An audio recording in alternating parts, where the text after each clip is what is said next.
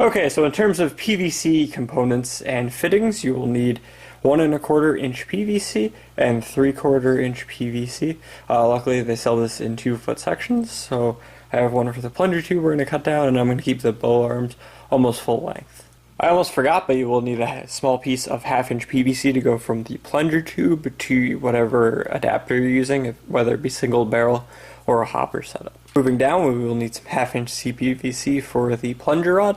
This will also most likely be a barreling material, so it's okay if you buy extra of this. So for end caps, you're going to need 3 3/4 inch end caps.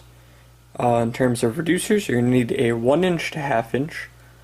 And in terms of the larger reducers, you're going to need 1¼ inch to 3/4 inch, which will convert from this big T, which is a 1¼ inch T, and the small T is a 1/2 inch CPVC T. When it comes to your plunger head seal, you have a few different options. Two of the most popular, or I guess you could say the most popular and most hardware store friendly for a beginner build would be this one, where it's, I believe, called a superlative head. But basically you're going to need a 1/2 inch end cap, you're going to need a 1¼ inch washer, and then a 1¼ inch and 1½ inch rubber washer, and then a small machine screw, and probably another small washer just to wedge it all together. But basically you're just going to make a sandwich where you put your washer in the back right on top of the CPVC end cap, and then you're going to make a sandwich with the bigger washer going on first, then the smaller one. You probably need a smaller washer and then just a machine screw through that. And you'll put the 1/2 inch PVC on, or CPVC rather, on the end. That'll be your plunger rod, and then you'll be set to go. So I'm actually going to try something different for this personally. For mine, like I said, you could use that rubber washer seal. However, I'm going to try an O-ring seal. I 3D printed this plunger head, so it'll work very similarly to a Nerf blaster. And O-rings are really cheap, and if you have a 3D printer or access to one, the material is very small for this, so it is also very cheap, so this could be a very cost-effective way to get a near-perfect seal.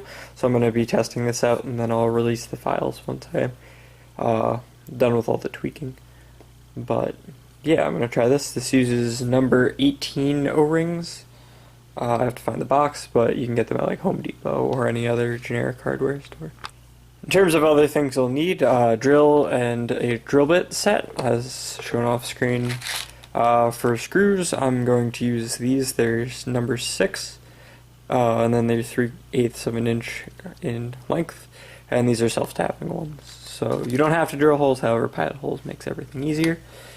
A ruler and something to mark with. We need a glue to glue in our front piece, which is really the only piece that will be glued in, and that'll make our seal at the front of our blaster. Some electrical tape to go around the bushing for that. I have something to cut the pipe with. This is a rotating pipe cutter. You can always use a hacksaw or any other tool. Simple screwdriver and some lubricant for our plunger tube. Now it has to be rubber safe. You could use the grease variety, or I prefer the oil. This is just Teflon silicone lubricant, but it has to be rubber safe so that you don't degrade those O-rings over time. You also are just going to need a machine screw if you don't use these guys, just to put on the plunger head, should you go with the rubber washer seal option. So our first step would be to cut the plunger tube to size. Now I already had a piece that's a foot long, so that's just what I'm going to use for this.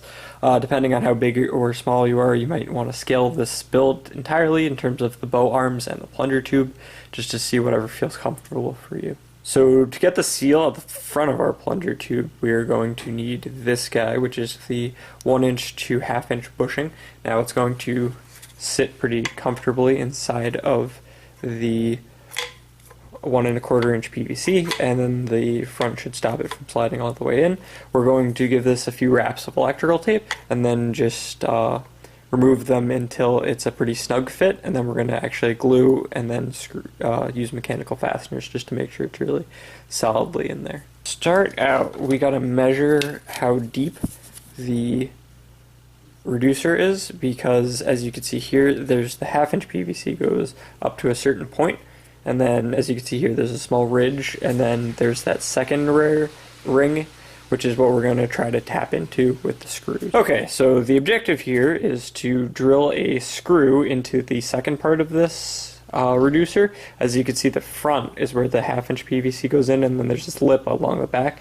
And we're going to measure it real quick, and we can see that it's just a hair under an inch, but we're going to want to drill into this second part.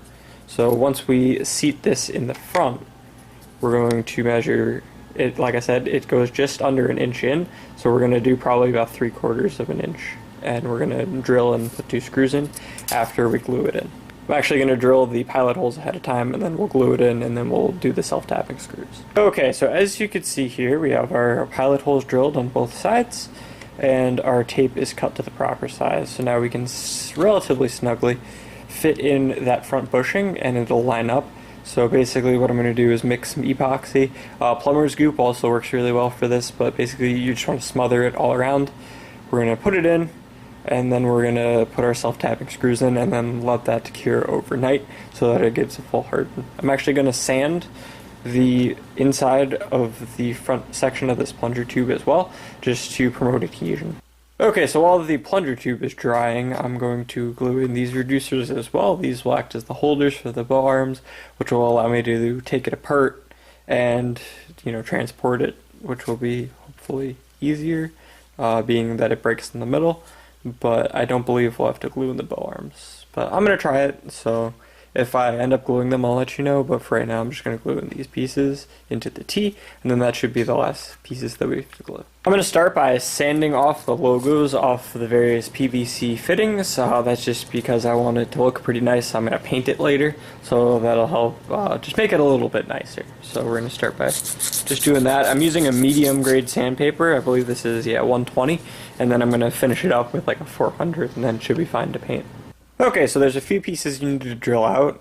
You need to do the 3/4 end caps and then the big T. Now for 2 of these end caps, they need to be about a 1/4 inch. We're going to put our surgical tubing through there and tie a knot on the end, so the surgical tubing is slightly above the 1/4 inch, even when compressed.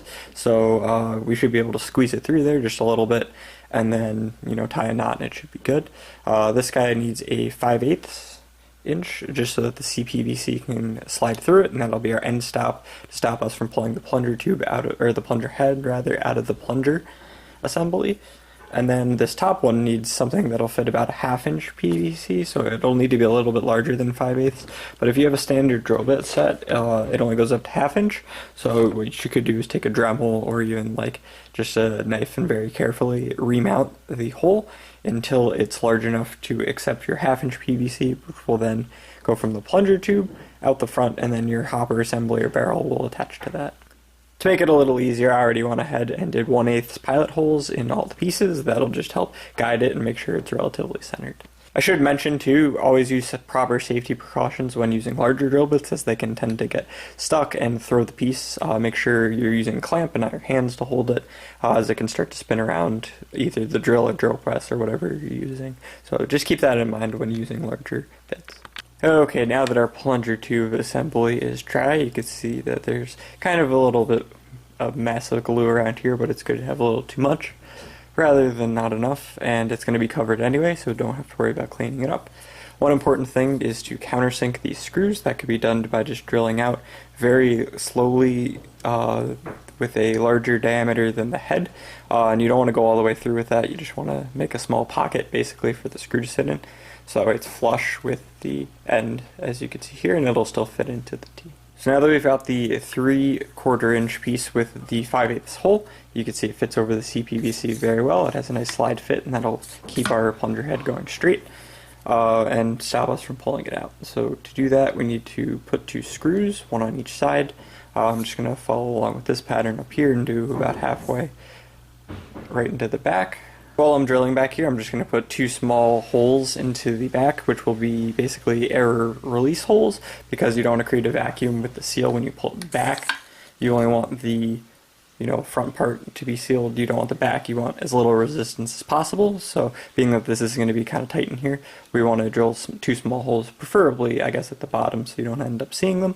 But that'll just prevent you from having a lot of resistance when you pull back. Okay, here's just a quick shot of what all my pieces look like since I drilled a few more holes.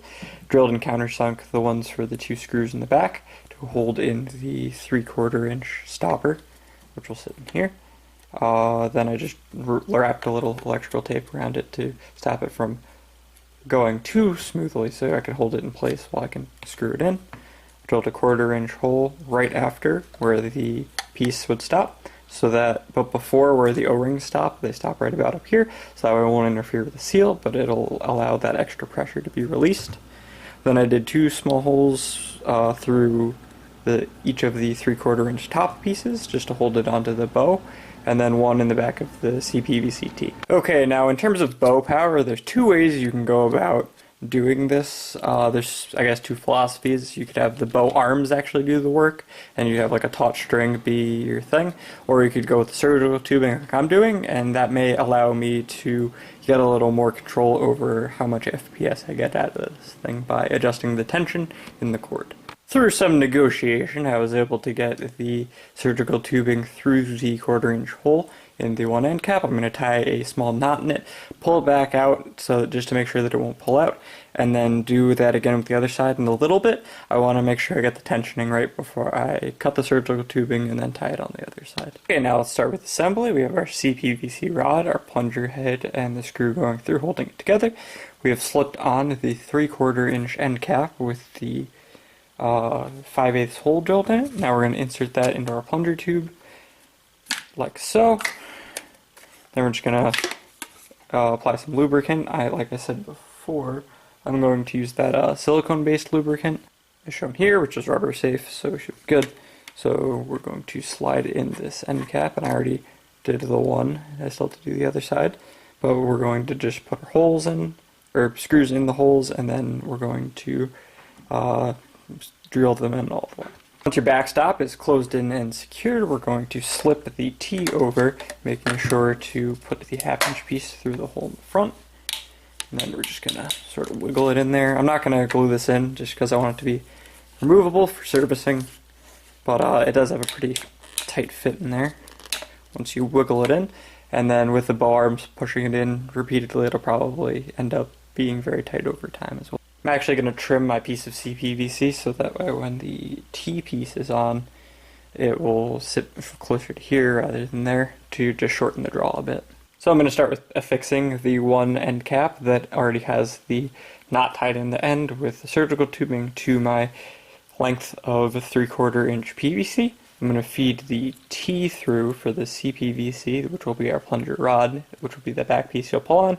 And then for right now, I'm just going to tie the surgical tubing to the other end while I figure out what kind of tension I want to put in this blaster. To fully assemble it now, we basically have to put both arms in the holders, and then we can string it up. So let's start with that. I'm going to do it off camera because it's already tensioned, and it's going to take 2 hands. Now it doesn't fit in the frame well, but we have our tensioned piece. Now it doesn't fit in the frame well, we have our tensioned bow arms with the end cap on. So now what we gotta do is pull forward and then just wiggle that in. So now, when we pull back on here, we should actually move the plunger tube, which is basically going to shoot the dart. Now this is basically the full product. I just need to figure out a tension that works with it, and then we can put the surgical tubing through this side and then tie the knot, and then it'll pretty much be good to go. So to actually shoot this blaster, you're going to need some kind of barreling system to put on the front.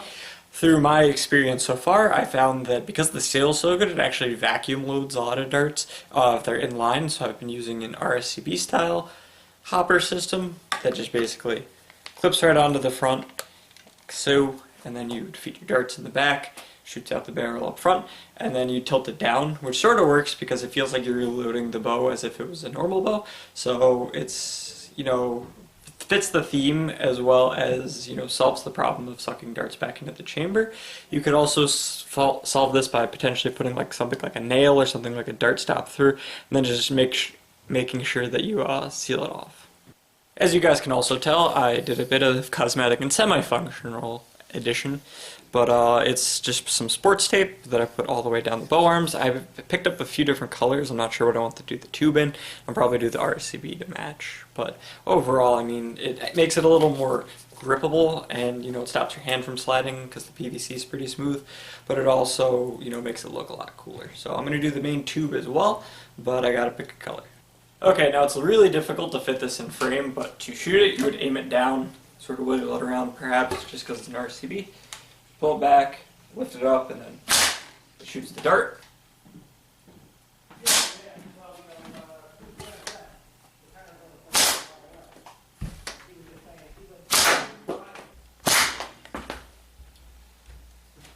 Overall, I'm pretty pleased with the performance of this blaster. I actually thought it shoot a little bit harder with the amount of plunger volume that it has and what good of a seal it has. However, the dead space in the front contributed with the fact that it's only one string. I did attempt two strings, however it does get hard to pull back after a while. So I think just for the sake of actually being able to use it for a long period of time, I'm going to stick with the one. The performance is okay. But yeah, this has sort of been the... So for the first homemade I've made in quite a while, I think it turned out pretty good. Pretty happy with the results, and it should be very easy to replicate for anyone who wants to follow along. It's really difficult to fit this in the frame, if I haven't said that enough times already this video. But thank you for watching, I hope you enjoyed, and I hope to see you in another video.